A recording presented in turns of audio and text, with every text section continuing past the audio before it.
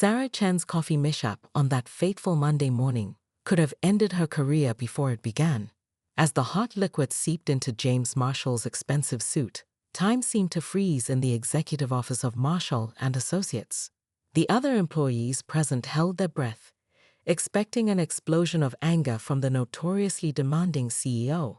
Instead, his unexpected laughter broke the tension, transforming the mortifying moment into something almost magical.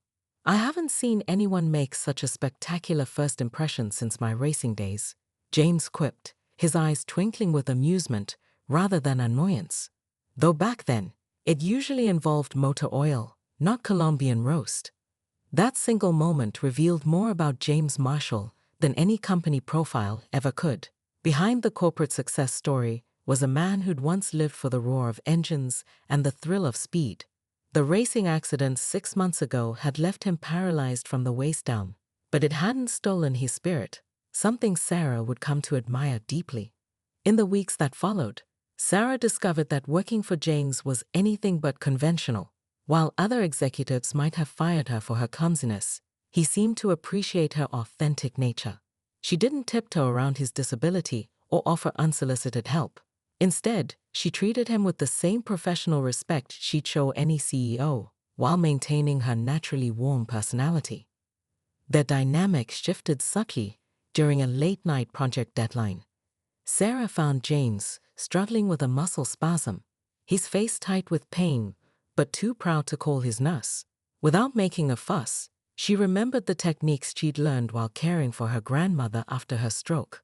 Her gentle assistance and matter-of-fact attitude touched something in James. "Everyone else freezes when this happens," he admitted later that night, after the pain had subsided. "They either panic or pretend not to notice. Both reactions make me feel less human." Sarah's response was characteristically straightforward. "Well, I figure you didn't become less of a CEO because of a wheelchair. Why would you become less of a person?" That exchange marked the beginning of a deeper understanding between them. James began sharing stories of his racing days, showing Sarah videos of his competitions. She learned about the accident, a rain-slicked track, a split-second decision, a barrier that didn't hold. In turn, she shared her own stories of resilience, of immigrating to America at 12, and helping her family rebuild their lives from scratch. Their professional relationship evolved into something uniquely their own. Sarah's desk, initially placed at the standard assistant's position outside his office, gradually migrated closer to his door. They developed a shorthand for communications during meetings, a raised eyebrow here, a subtle hand gesture there. The office rumor mill buzzed with speculation, but neither of them paid it any attention. They were too busy discovering how two seemingly different life paths could align so perfectly. The spreadsheet glowed mockingly on James's laptop screen at 2 a.m., its clinical analysis of two women's lives reduced to bullet points and metrics. Sarah had come to the office to surprise him with late-night coffee, using the key he'd given her months ago. Instead, she found his office empty and his laptop open, a forgotten Excel file titled Decision Matrix, illuminating the darkness. Her hands trembled as she scrolled through the document. Under Victoria's name, elevates my image, shares my drive for excellence, professional chemistry, strong industry connections. The list went on, each point a dagger to Sarah's heart. Her own column read like an obituary of their relationship. Too emotionally invested, reminder of weakness. Office views her as caretaker turned fiancée, limited social connections. When James found her there, he didn't even have the decency to look ashamed. "I was going to tell you tomorrow," he said, his voice carrying the same detached tone he used in board meetings. "I've been doing a lot of thinking." "Clearly," Sarah interrupted, her voice surprisingly steady. "Very thorough analysis. Though you forgot to add spilled coffee on me to my cons list." His face hardened. "This isn't a joke, Sarah. I'm not the same man who proposed to you. That man was limited, grateful for any kindness. The person I am no. Needs someone who didn't see him at his lowest," she'd finished. "Someone who only knows the victory, not the battle." The next morning, Sarah arrived to find her desk cleared, and manila envelope containing transfer papers to the London office sitting in its center. The relocation bonus was generous, enough to buy her silence, she presumed. Martha, the elderly secretary who had watched their love story unfold, cried as she hugged her goodbye. 3 years passed like a blur of London fog and late-night meetings. Sarah threw herself into her work, climbing the corporate ladder with the same determination she'd once shown in supporting James. When the invitation to Marshall and Associates' merger celebration arrived, she almost declined. Almost. The Sarah who walked into that celebration was different from the one who'd left.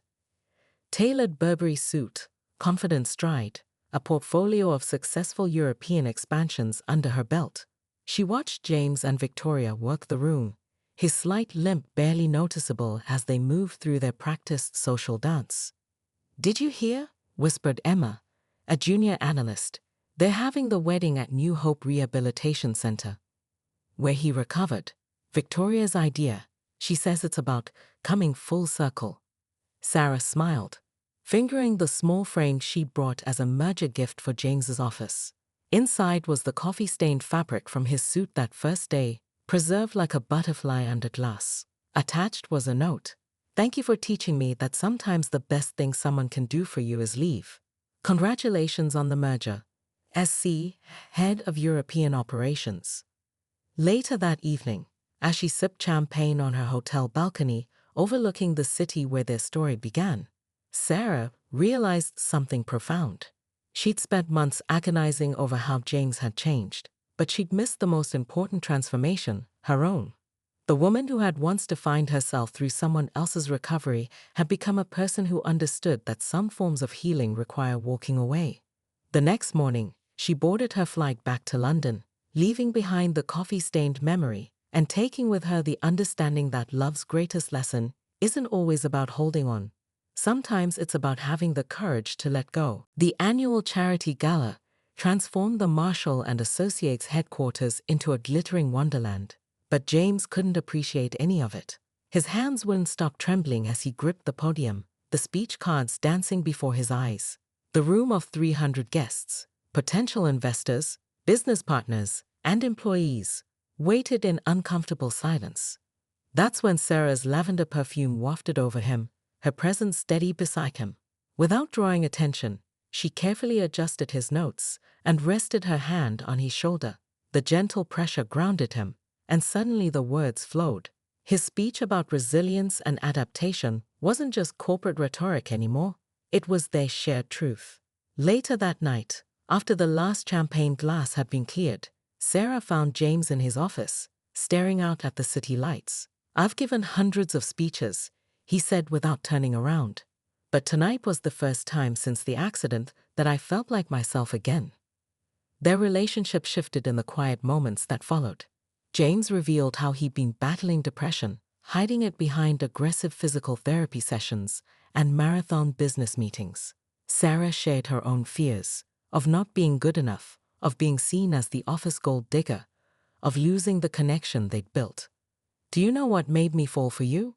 James asked one evening, as they shared takeout Chinese in his office. "Remember that board meeting where Henderson tried to suggest moving our manufacturing to cut costs?" Sarah nodded, confused by the sudden topic change.